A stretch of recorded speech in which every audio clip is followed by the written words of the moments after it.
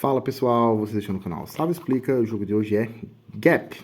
Gap é um jogo de 2022 dos autores Frank Noack e Rico Besterrer, publicado aqui no Brasil pela Paper Games como parte da sua linha Pocket, esses jogos de caixinha pequenininha da Paper Games, certo? Em que consiste Gap? É um jogo de cartas, né? Um carteadozão com 50 cartas divididas em 5 cores, né? 5 naipes, poderíamos chamar assim. Onde dentro de cada cor o valor das cartas vai de 0 a 9, certo? 5 cores, cada cor 0 a 9, dando um total de 50 cartas. Então, como é que se joga? Começar pela preparação, você vai precisar, dependendo da quantidade de jogadores, reduzir um pouco o baralho, certo? Gap é um jogo que está para jogar de 2 a 6 jogadores. Se você estiver jogando em apenas 2 jogadores, você vai remover 2 cores, certo? Procura, escolhe aí como um acordo os jogadores e remove, deixa de fora 2 cores, vai jogar com apenas 3. Em 3 jogadores, você vai remover uma cor e vai jogar com apenas 4. De 4 jogadores em diante, aí você joga com um baralho completo de 5 cores. É bem fácil de decorar, só você lembrar que a quantidade de cores que entram em jogo, né, de naipes que entram em jogo, vai ser igual à quantidade de jogadores mais 1 até o limite máximo de 5, que é o total que existe. Então vamos simular aqui, por exemplo, uma partida entre 4 jogadores. Tem outro detalhezinho que varia conforme a quantidade de jogadores, que é o número de cartas. Jogando de 2 a 4 jogadores, cada jogador recebe 6 cartas. Jogando em 5 ou 6, aí cada jogador recebe 5 cartas. Então, simulando uma partida entre 4 jogadores, cada um receberia 6 cartas. 1, 2, 3, 4, 5, 6. 1, 2, 3, 4, 5, 6. 1, 2, 3, 6. 1, 2, 3, 4, 5, 6. As cartas que sobram você deixa no centro da mesa, formando um monte de compras. Você revela as 4 primeiras. Deixa elas viradas para cima aqui, formando um tabuleiro central, uma zona central. Cada jogador vai ver apenas as suas próprias cartas, não vai mostrá-las para os seus adversários. Você escolhe o jogador inicial pelo método que você quiser. E a gente está pronto para começar a jogar. Então, cada jogador, na sua vez, vai fazer o seguinte. Vai escolher uma das suas 6 cartas, ou 5, né, se for o caso. Uma das suas cartas da mão. E vai jogá-la, vai baixar na mesa. Uma vez que você baixa, você pode ter aí algumas consequências dessa jogada que você fez. Quais são essas consequências? Vamos mostrar aqui alguns exemplos agora. Na verdade, você vai seguir um passo a passo de 3 etapas, digamos assim. A primeira delas é a seguinte: você joga a carta. Você escolhe a carta que você quiser. Daquela que você escolheu, você vai seguir o seguinte passo a passo. 3 perguntas, digamos assim. Primeira pergunta: existem cartas na mesa central de mesmo valor dessa que você acabou de jogar? Caso sim, você pega todas as cartas daquele valor, pega também a própria carta que você acabou de jogar e traz para você. Essas cartas que você traz para você, você não deixa na sua mão, você não coloca na sua mão. Você coloca elas à sua frente numa zona de contagem de pontos. Deu uma afastadinha ali só para não confundir. Uma zona de contagem de pontos. Nessa zona de contagem de pontos, você deixa as cartas separadas por cor e você deve também deixá-las organizadas assim, formando uma cascatinha, de maneira que você consiga contar, você e os adversários também, virado para cima, você e os adversários também consigam contar quantas cartas de cada cor existem. Eu coloquei essas cartas a mais aqui só para mostrar como é essa organização, mas no nosso exemplo nós teríamos pego aqui as 2 cartas, 4. A que eu acabei de jogar e a que estava lá. Se houver mais de uma carta daquele valor, você pega todas, certo? Então, se no nosso exemplo, todas daquele valor. Então, se no nosso exemplo aqui tivesse mais de uma carta 4, nós teríamos pegado todas, 2, 3, 4, enfim. Todas as cartas que estejam na linha central e que sejam do mesmo valor da que você acabou de jogar. Esse é o primeiro caso, a primeira hipótese. Se nós não tivermos cartas do mesmo valor, então a gente passa para o segundo caso, para a segunda hipótese, que é cartas com valores adjacentes.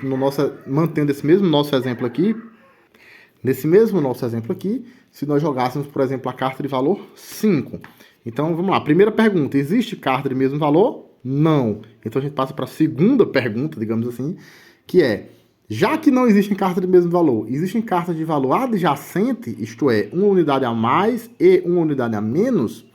Você vai verificar. Nesse caso, sim, existe.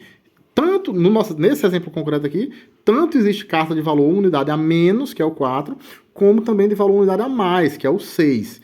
E aí, só para não perder a explicação, nesse caso aqui, o 0 considera-se adjacente ao 9 e ao 1, certo? O 0 reinicia o ciclo. Vão de 0 a 9, de 9 a 0 e começa tudo de novo. É para lembrar disso que existe aqui, nesse cantinho da carta, os dois números adjacentes, certo? Em todos os demais casos seria meio difícil de alguém esquecer, né? Mas no caso específico do 0, para você lembrar desse detalhe, de que o 9 vai ser considerado adjacente ao 0 e ao 8, e o 0 vai ser considerado adjacente ao 9 e ao 1, e assim por diante, certo? Então, fechando parênteses e voltando aqui.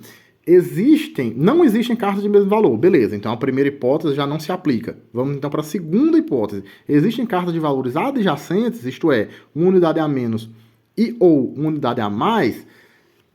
Caso a resposta seja sim, você vai pegar uma carta de cada valor, ou seja, uma carta do valor adjacente acima e uma carta do valor adjacente abaixo, se houver. Nesse nosso exemplo aqui, por acaso, por coincidência, nós temos exatamente o exemplo é o 5, né? Então nós temos exatamente uma carta 6 e exatamente uma carta 4. Eu pego as 3, o 5 que eu acabei de jogar, o 4 e o 6. Primeira pergunta, e se não houvesse carta 6? Se no lugar da carta 5, por exemplo, fosse um 3, como eu faria? Então eu pegaria apenas a carta 4. Ou seja, você pega a carta uma unidade a mais e uma unidade a menos, se houver. Se não houver, não pega. Se não houver, você pega só a que tem, né? Você pega só a que tem. Nesse nosso exemplo aqui, pegaria apenas o 4. Segunda hipótese. Imagine, então, que nós tivéssemos duas cartas de valor 4. Ou vamos melhorar ainda mais o exemplo. Digamos que nós tivermos aqui duas cartas de valor 4 e uma de valor 6. Esse mesmo exemplo aqui do 5. Eu pegaria ambas as cartas de valor 4? Resposta, não. Nesse caso, você tem que escolher qual delas você quer.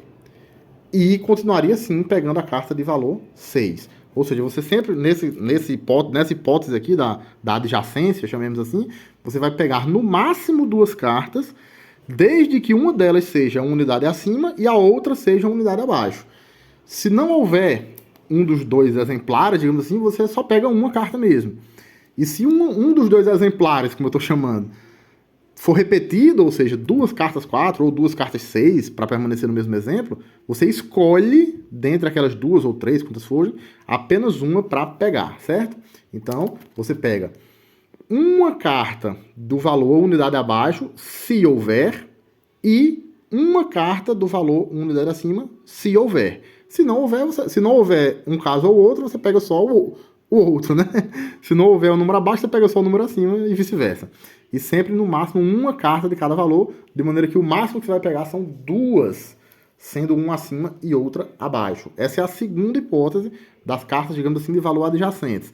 Você só passa para essa segunda hipótese se você não conseguir cumprir, digamos assim, a primeira hipótese, que é haver cartas do mesmo valor. Havendo cartas do mesmo valor, você pega e está resolvido. Não havendo, você passa para o segundo caso, que é esse aqui das cartas adjacentes. E se não houver nenhuma coisa nem outra, se nem houver cartas do mesmo valor, nem houver carta de valor adjacente, aí você passa para a terceira hipótese, nosso exemplo que eu estou dando aqui agora, o 2. Nem tem carta de valor 2, nem tem carta de valor 3, nem tem carta de valor 1, que seriam os dois adjacentes. Então, nesse caso, nem havendo cartas de mesmo valor, nem de valores adjacentes, eu passo então para a terceira e última hipótese, que é simplesmente colocar essa minha carta lá na fileira central. A fileira central agora terá uma carta a mais do que tinha. E qualquer que seja o caso, em qualquer uma das três hipóteses, você vai, ao finalizar a sua jogada, verificar com quantas cartas a fileira central ficou. Se ela tiver ficado com 3 ou menos cartas, naquele nosso exemplo anterior, por exemplo, quando eu joguei o 5, pegando o 4 e o 6, ficou com 2 cartas apenas. Então eu reponho antes de passar a vez para o meu vizinho da esquerda, com o jogo seguindo em sentido horário. Eu reponho até chegar a esse número mínimo de 4. Eu só preciso fazer essa reposição se tiver 3 ou menos. Se já tiver 4 ou mais, eu não preciso manter do jeito que está e passo a vez. E o jogador nunca repõe cartas para a sua mão. Então ele começa com 6 cartas, a partida vai durar 6 rodadas. São 6 jogadas que ele vai fazer ao longo da partida inteira. Ou 5, numa partida com 5 ou 6 jogadores. Enfim, uma carta você joga em cada rodada e não repõe a mão. Quando acabar as cartas, acabou o jogo. E a gente vai contar pontos. Só um detalhe antes de explicar como é que funciona a contagem de pontos, que na verdade é o grande destaque do gap, é o seguinte: se esse baralho central aqui se esvaziar, ou tiver perto de se esvaziar, né, quando ele se acabar, você continua... se ele acabar antes de acabar o jogo, porque o jogo acaba quando todos os jogadores tiverem jogado todas as suas cartas, né? Mas se esse baralho central acabar antes de acabar o jogo, que pode ou não acontecer, você continua jogando sem repor as cartas, continua jogando só com as cartas que ainda tem aqui mesmo, certo? E quando o jogo finalmente acabar, quando todo mundo tiver jogado todas as suas 6 cartas, ou 5, as cartas que ficaram, seja no baralho central, seja na linha central aqui, não são jogadas no som de ninguém. Elas simplesmente ficam lá mesmo, vão para um descarte. Inclusive a regra diz expressamente que é interessante você aproveitar desse momento ali, no momento em que você prevê que algumas cartas que estão ali no centro vão terminar o jogo ali no centro mesmo, porque o jogo está se acabando, você aproveitar para jogar ali uma carta que você não quer, como uma maneira de descarte, digamos assim. Uma maneira de você jogar a carta e ela não voltar para a sua contagem de pontos, né? Porque, em geral, a carta que você joga volta para a sua contagem de pontos. Por falar em contagem de pontos, vamos explicar agora como é que funciona a contagem de pontos, que é o grande destaque do Gap. Porque, assim, qual é o diferencial desse jogo?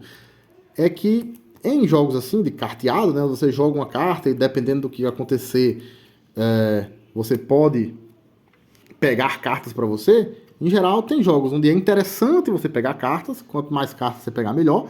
Tem jogos onde é desinteressante você pegar cartas. E no Gap, eu quero ou eu não quero pegar essas cartas? Aí é o grande pulo do gato. A resposta é, como diriam os advogados, depende. Porque no Gap, a sua pontuação final vai corresponder à quantidade de cartas da sua cor mais numerosa. E aí, nesse momento, você esquece... não interessa, na verdade, o número da carta, importa apenas a quantidade de cartas. Então, primeiro, você vai verificar qual é a cor mais numerosa que eu tenho, qual é a cor que eu fiquei com mais cartas nessa contagem de pontos final quando acabou o jogo.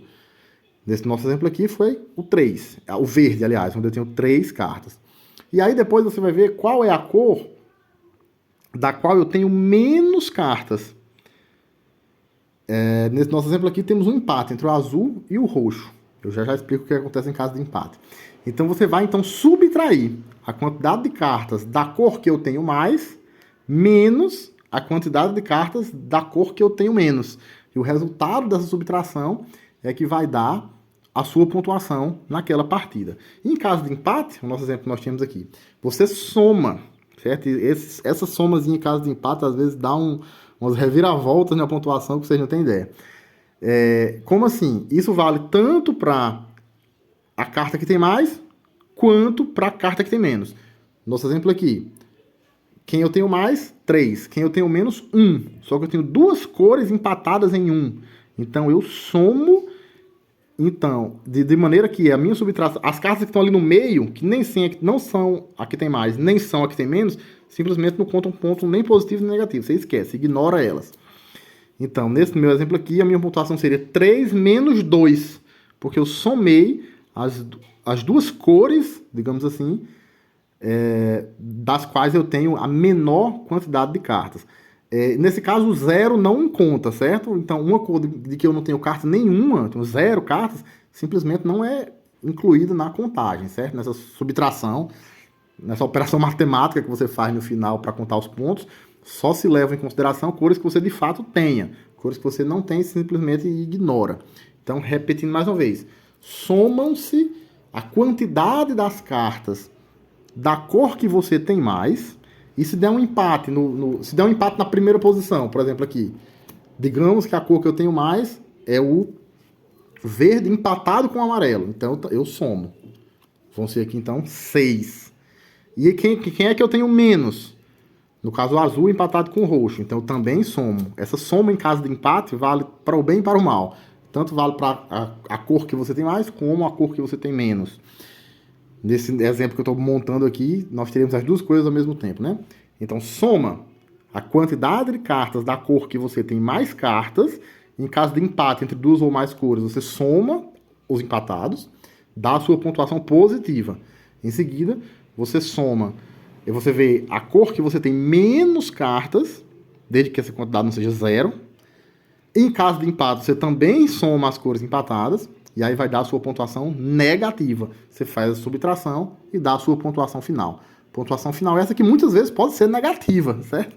Vai anotando ali com lápis e papel a pontuação que os jogadores fizeram, junta todas as cartas de novo e joga uma nova partida.